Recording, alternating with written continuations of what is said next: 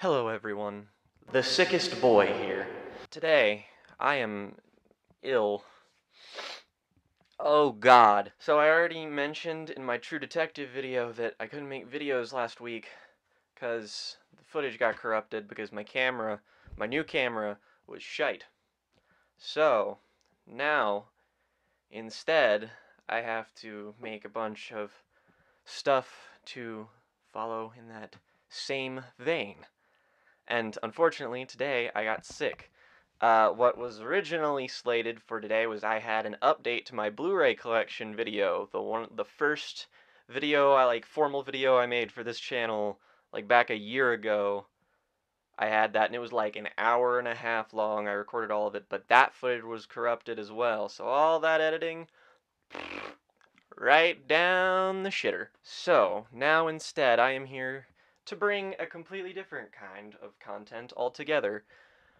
Music. So it's no secret, I am a music boy. Morgan and I had an entire podcast dedicated to music. We've mentioned that we wanted to talk about music, and so this is my first foray into that. I've wanted to do album reviews, like newer ones and maybe just older ones.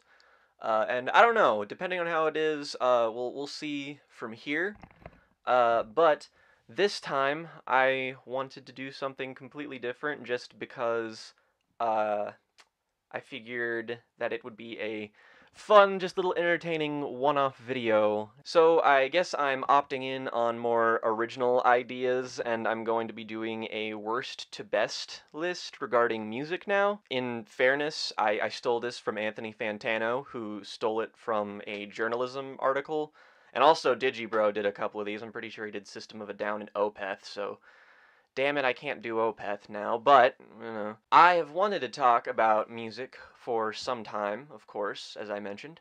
This is my starting point mainly because I really like these type of videos. I like to watch them, so I figured maybe other people do too. And I figured that if I'll continue to do this, I will cover musicians that I am very into as to propel them into more popularity, maybe, just to get some people to check them out, because, I'm not trying to pull my hipster card here, but I am into a lot of bands that I think deserve more popularity, so if I talk about them, or if something piques your interest, please, by all means, check these people out. I don't want to cover things that a bunch of other channels or music channels or journalists that, I don't want to cover things that they already do. I don't want to provide just another, oh, here's this, here's the 90th opinion on this exact same thing. I want to try to make it a bit more unique, so I'm sacrificing the cutting edge here for just talking about shit. Dude. But yeah, I don't want to focus on super popular artists and music because I feel like they'll be dealt with elsewhere by people who are probably more qualified to talk about them, and now, I'm just me, man. So I just want to talk about the stuff that I'm interested in the hopes that maybe other people will be too. And I'm not ranking these by favorites. I'm ranking these by what the best I can tell as a representation of the idea of what I think the band in question or musician is. I want to rank them in order from... Objectivity is not a real thing. That's another video essay I'm working on, but objective quality does not exist, so I'm not ranking it in that terms, but I'm just ranking them in how I feel they best represent the band. And by all means, if you have a recommendation of a band or artist that you think I should cover, go to that fucking comment section and tell me, and if you have a different opinion than my ranking of the albums, please, go down, tell me about them. I want to start a discussion. That's what videos like this are meant to do. And so, without further ado, what better band to cover on the first episode of this, maybe last episode, I don't know, but what better band to cover than my favorite band, Porcupine Tree. Porcupine Tree is a progressive rock, progressive metal, art rock, and even psychedelic rock band led by frontman Steven Wilson, as well as the drummer from the acclaimed progressive rock band King Crimson, Gavin Harrison. Steven Wilson is known not only for being a musician in his own context, but a producer, most notably on several Opeth albums, as well as doing some guest work on some of the songs. Him and Mikael Ackerfeldt are very good friends. Opeth, by the way, is a band I would do on this series if Digibro didn't already cover it, and if you want to get into them, watch that, please. They are also another one of my favorite bands that just vastly deserve more people following them. Watch it. I will link it below. While they mostly and consistently stick to a traditional progressive rock sound, Porcupine Tree tends to alter their genre ever so slightly every time they release a new album, which is one of the reasons that I like them so much. Every album in their discography is really unique, is really varied, so there's always something for any given music listening instance. I'm ranking all of their studio albums, I'm not counting live albums, the band's many EPs, or any of Wilson's solo work, nor will I be counting the musical team-up between Steven Wilson and Mikael Ackerfeldt, Storm Corrosion, partly because it's a side project, and partly because I didn't like it and it was boring. Let's go!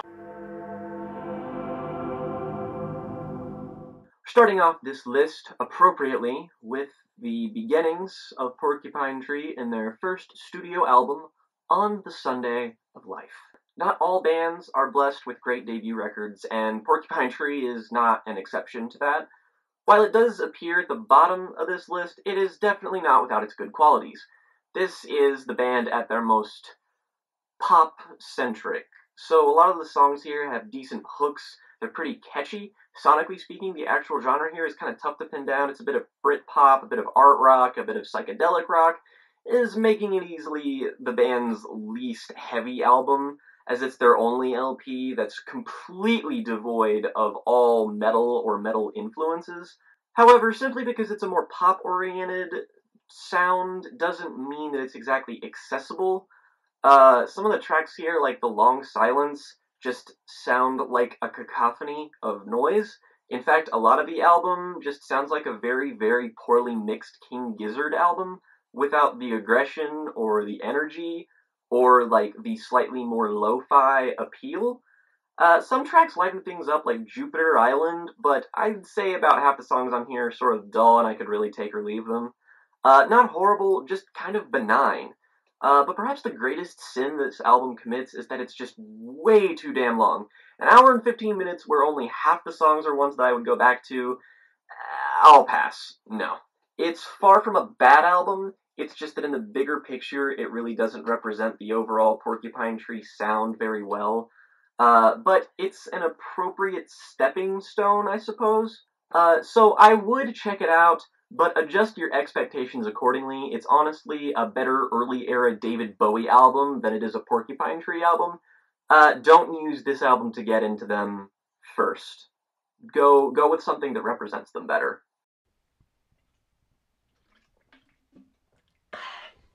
Sick boys, drink yo fluids. Oh, also, apparently, yeah, the battery in my microphone died very briefly, so I'm probably gonna have to use the camera audio for about half of that last segment. This is going so well. I'm so fucking professional. The band's sophomore effort is a much better and more focused step in their career, I feel personally. Up the Downstair, while I still wouldn't say it's really all that representative of the band's sound, the focus goes away from being sort of a jack of all genres into a more focused psychedelic rock project that's way more consistent than the first record is. Consistency, however, is again not the same as accessibility. When I say this album is really weird and kind of hard to get, I really mean it. The album's psychedelic sound reaches into the lyrics and the song structure as well, and by that I mean it has very little structure. Yes, it's good, and if you're into the band, it's very palatable, but the issue here really isn't the album's shortcomings, it's that the albums that came after it were just kind of better. The more psychedelic efforts that were after this one were a bit more refined, and they were just kind of a better experience overall. The cuts here are just kind of formless. It's a little bit like Radiohead's more abstract work, like The King of Limbs or Amnesiac. It's also, additionally, measurably shorter than the last album, so in that aspect, it's not too intimidating to pick up. If you really want to get into the band, this album is not an awful place to start. It's an alright base, and it's definitely a building block for their more unique sounding later work, but if you listen to some of the other albums first, you may have a tough time returning to this one.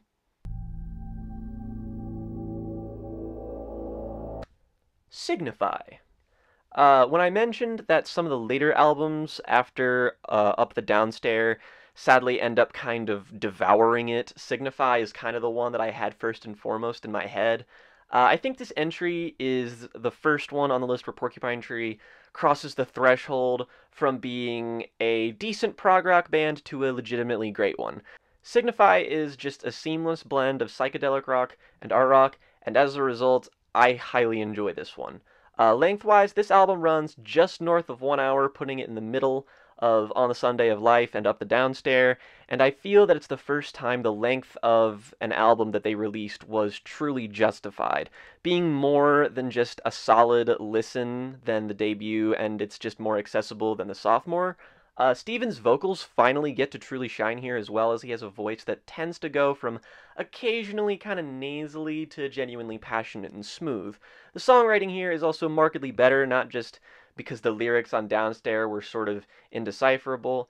It may not be as good as their later albums, but if you enjoy those efforts, coming back to this one is kind of essential. It's not like Up the Downstair when you go back to it and you're like, I should just listen to the other records instead. No, Signify has a true place in this discography.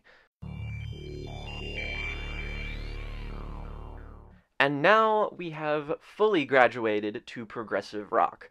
While Signify was a balance, The Sky Moves Sideways preceded it by 1 year, and I think it's a safe bet that on Downstair, and this album specifically, they wanted to sort of feel out their genre influences in different forms.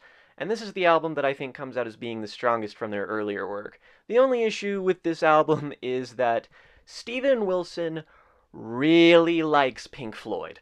Like a little too much. So if you like 80s Pink Floyd, kind of the Division Bell, you'll love this. There are some heavier and more metal-heavy flourishes, like on the track Dislocated Day.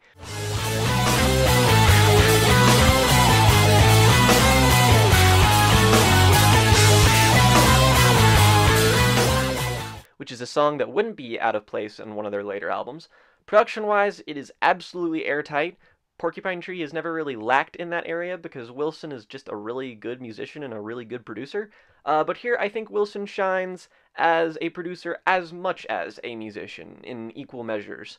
This album is comparable to Signify in a few ways, but I think it comes out ahead just mainly because the sound is more refined. It's the album that represents what their later work sounds like, but earliest on. It's got longer songs in it, like The Sky Moves Sideways, Phase 1 and Phase 2, so if you are the type of person who can't really get into albums or bands that have like these really long songs, Porcupine Tree might not be for you, but this album specifically is kind of a big offender of that, but the actual journey it takes you on is solid enough. I would compare it mostly, other than the Division Bell, to Pink Floyd's Animals, which also is an album that only has a couple tracks but is just kind of long. It's not as good as Animals, that's for damn sure, but still, The Sky Moves Sideways is just a very solid album. The Incident. You will definitely find that a lot of prog rock bands sort of have this slump where their last, or like their most recent, or even just their last few albums in general aren't very good, like at all. Thankfully, Porcupine Tree avoided this because The Incident is actually pretty good. The Incident is definitely one of the band's heavier and more metal-inclined albums. Songs like The Blind House and Circle of Manias are just straight-up prog metal.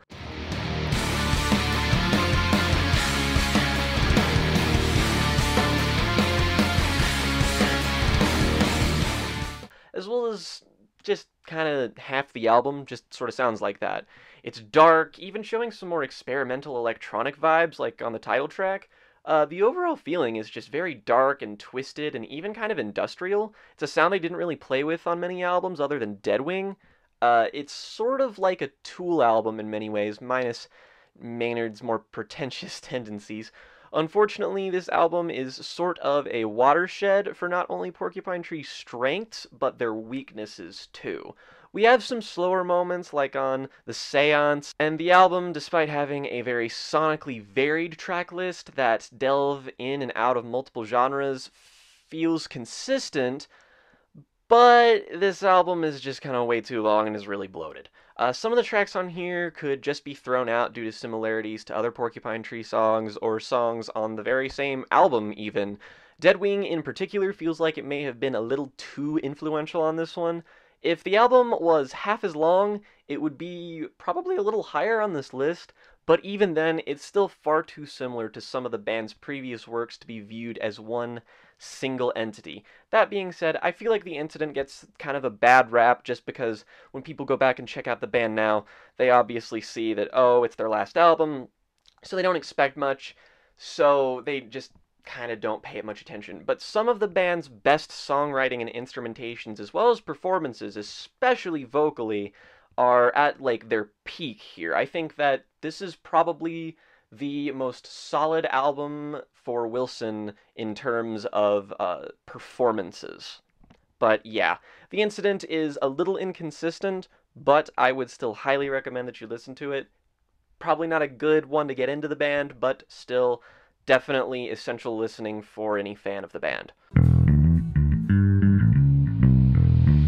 Stupid Dream was, at the time of its release, the heaviest thing that Porcupine Tree had made, and it was definitely the weirdest.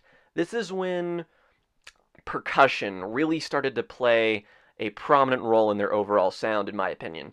And to their benefit, as Stupid Dream marked the beginning of Porcupine Tree's sound being way more robust and less niche. Stupid Dream is also the first album they released where, despite its shortcomings, I can say it's a solid listen from beginning to end with just overall not a whole lot of weaknesses.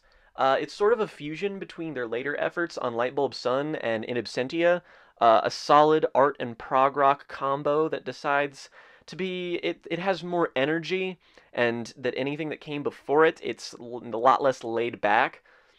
It's a very euphoric experience also. It's paced well, and Steven continued to improve his songwriting here. The issues here mainly chalk down to memorability. Half of the songs on here are some of the band's best work. Songs like Tinto Brass, Piano Lessons, and Even Less are up there.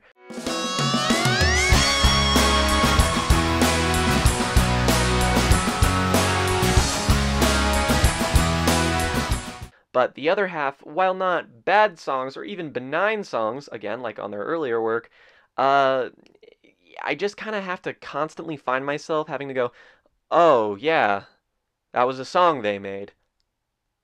That's right. And which may just be more of a personal thing, but I still feel like some of the songs lack some decent hooks, even though that's not always what Porcupine Tree was known for. It's a great entry point for the band, as it like contains great stuff and is overall a good experience. It was one of my first Porcupine Tree albums, but also you won't feel like everything you listen to afterwards that in my opinion is better than this album will be like, it won't be disappointing. It's good enough to the point where it sets you up well. Okay, so now these top 4 are like easily the highlights of the band. Like, you always get to a point in any band's discography where the top however many albums are their classic albums. Usually I think it is the top 3. I usually refer to the band's, in my opinion, what are a band's best 3 albums to be their holy trinity. Like with Pink Floyd, I view their holy trinity as being Dark Side of the Moon, The Wall, and Wish You Were Here. In bands like In bands like Radiohead, I think it's Kid A, OK Computer, and in Rainbows. And I would say it starts at the top 3 for Porcupine Tree, but honestly, they have sort of a holy quadrilogy. So I think these are the band's most fleshed out and consistently good works, as well as containing some of the best ideas and sounds that Wilson ever played with. Deadwing is an aggressive, incredibly heavy album, by far the most metal of all of their works. The guitars just absolutely shred on every single song in this album. It adds to the harshness. It's this weirdly bleak and almost apocalyptic tone, and it just has this really good atmosphere. It kind of reminds me of the Rush album Grace Under Pressure, if it was a little bit heavier. However, the record isn't devoid of more reserved moments as well. Sometimes the songs use their longer prog rock lengths to their advantage, and they take you on a musical journey, which Porcupine Tree is really good at. Almost like the songs have three-act structures and stories. The best example of this is my favorite song on the LP, Arriving Somewhere But Not Here. Did you ever imagine the last thing you'd hear as you faded out was a song?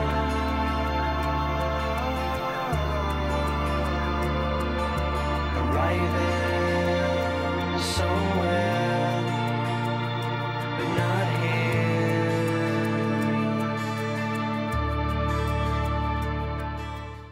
Which is just one of the best pieces of music the band has ever released.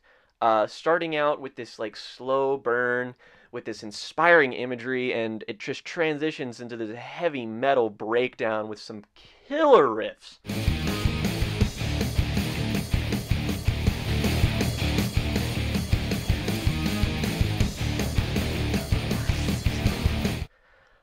Other songs like the title track and Glass Arm Shattering are just absolute bangers, and they have really slick melodies. Halo is also a really great moment, probably one of the catchiest songs on here in general. This may be the most erratic and crazy the band has ever sounded, which is to its benefit, honestly. Steve's vocals also play a huge part into the appeal here, as he abandons his higher-pitched, boyish vocals that he used a lot of in the earlier albums to these lower-toned, melodic, sometimes more throaty singing that sounds just really chilling, along with a lot of quiet and unsettling whispering. It's ghostly and angry, and I think that it works really well. It lets the band play to their strengths of diversity in terms of instrumentation and sound. The only complaint I really have is that half the songs here take some time to warm up to. This is sort of a running theme with Porcupine Tree, is that sometimes half of their songs on particular albums, even their good ones, just do not immediately click with you. This is an album that took a while to warm up to fully. Like, if I had made this list when I first got into the band, this Deadwing would have been significantly lower, but a lot of them are really multifaceted. You really have to take them in and listen to them multiple times to really gel with them, which is hard because your average Porcupine Tree song is about 8 or so minutes, and this record is no exception. It has plenty of longer cuts. I would not start here, but this album, despite being a bit of a grower, pays some serious dividends once you know what you're in for.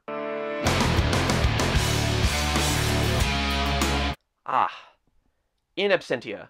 In Absentia is the Porcupine Tree album.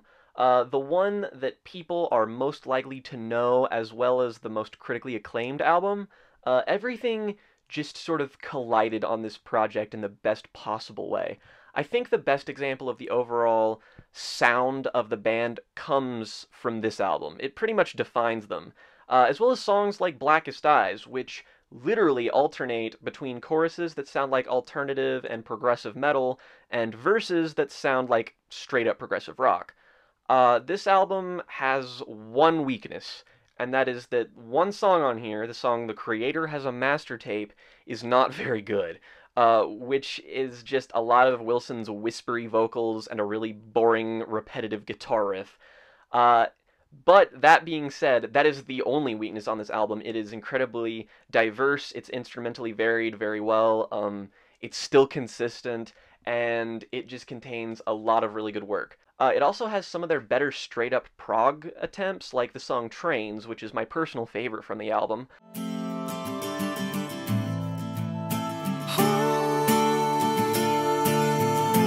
The sun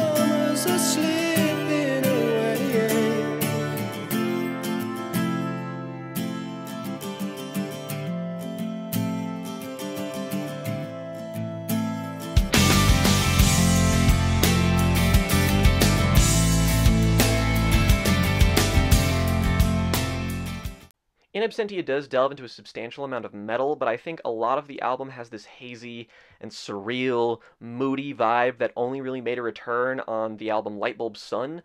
There are also more experimental ventures, like the song Lips of Ashes, which doesn't even sound like it's made from instruments that exist on this plane. I also want to give a shout out to Gavin Harrison's drumming, especially here on songs like Wedding Nails and Blackest Eyes. You're reminded that he's just one of the best percussion players in all of music. Not only that, but the album is just north of an hour. I think it's absolutely perfectly paced. Porcupine Tree and prog rock in general always teeter on being a little too bloated, sometimes too indulgent, but the track list here is super tight and it's focused and it does not meander. It's a really good album it's a good starting point. It's a solid album to listen to get into the band. It was my second one. And overall, I just think that I can understand why a lot of people would rank it as their favorite or as their best. I am not one of those people, though, because Lightbulb Sun. I only have my two. I have them all digitally, but I have my two favorite Porcupine Tree albums on CD. It's a really nice CD, actually. It's got a lot of like art and photos. Shout out to Kscope for making some really great CDs. But yeah, Porcupine Tree's Millennium record here is one that I think is vastly underrated. I think Morgan put it best when he said that this was Porcupine Tree's breakup album. Despite being the most art rockish album that they've made since their earlier days, this is an album with some killer guitar work. Songs like She's Moved On, the title track, and the fucking rad-ass shredding killer four chords that made a million are just awesome.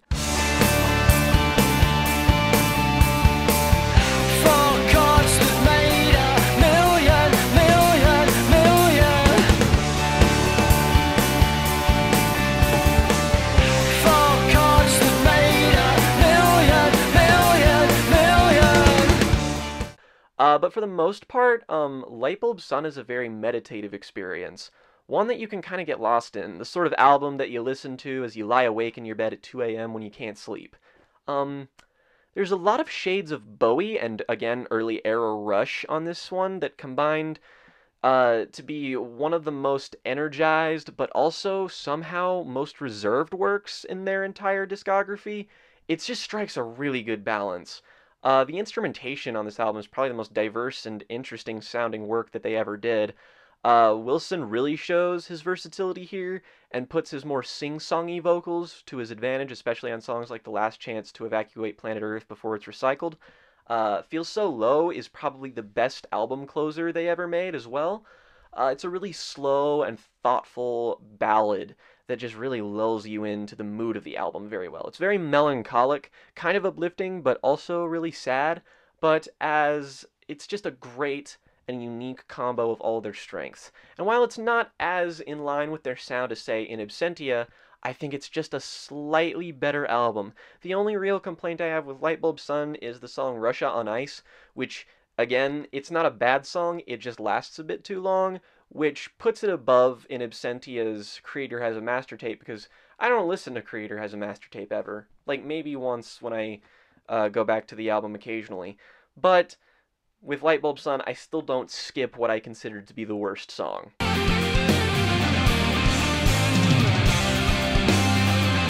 Number 1. Fear of a Blank Planet. This is a nice-ass album. It's a lot more... It's got really great artwork. It's got pills on the CD. It's very hard. More Kscope. Thank you for making awesome records. Oh god, I am dying. Put me out of my misery. In my opinion, Fear of a Blank Planet is the band's absolute best effort.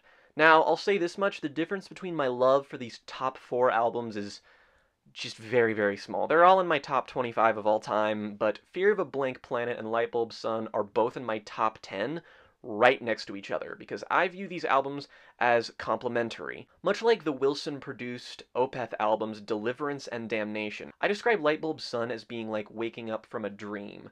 But Fear of a Blank Planet is like waking up from a nightmare. It combines the depressing haze of Lightbulb Sun and the anger and sinister edge that was on Deadwing, and overall, this little 51-minute album is just such a strong listen. There is no real weak point for me here. Even though there's only 6 tracks, every one of them brings something new to the table. And they're all produced so well that I couldn't dream of complaining about any of them. The title track is weird and angsty, falling in line with the concept of the album, which is also, in my opinion, the most well-executed concept they've worked with. Steven writes the songs here from the perspective of a reclusive teenage boy with various mental ailments and antisocial personality traits, which personally is probably why it emotionally resonates with me really well. Hell, Wilson even said that the main character had bipolar disorder and manic depression, so the relatability here, it's kind of scary. The transition over to the song My Ashes feels almost like this sickly lullaby, which leads into one of the best and most monolithic Porcupine Tree songs, Anesthetize. A 17-minute monster of a song that is just absolutely fucking amazing from start to finish. If I had to pick one single song that I think is the best representative of the band's ideas and talents at their best, I'd pick that one. It feels almost cinematic, and some of the guitar work here is actually done by Alex Lifeson of Rush, which explains why it's so ridiculously amazing. The final 3 tracks round out the home stretch. Sentimental, Way Out of Here, and Sleep Together, which for me are just all home runs. Sentimental has this great underlying beat and a haunting piano with some of the album's best lyrical moments. Way Out of Here is just literally my favorite Porcupine Tree song ever, and one of my favorite songs ever, as Wilson's vocals and lyrics are just this desperate plea to pull himself out of the depression and overwhelming loneliness that he feels.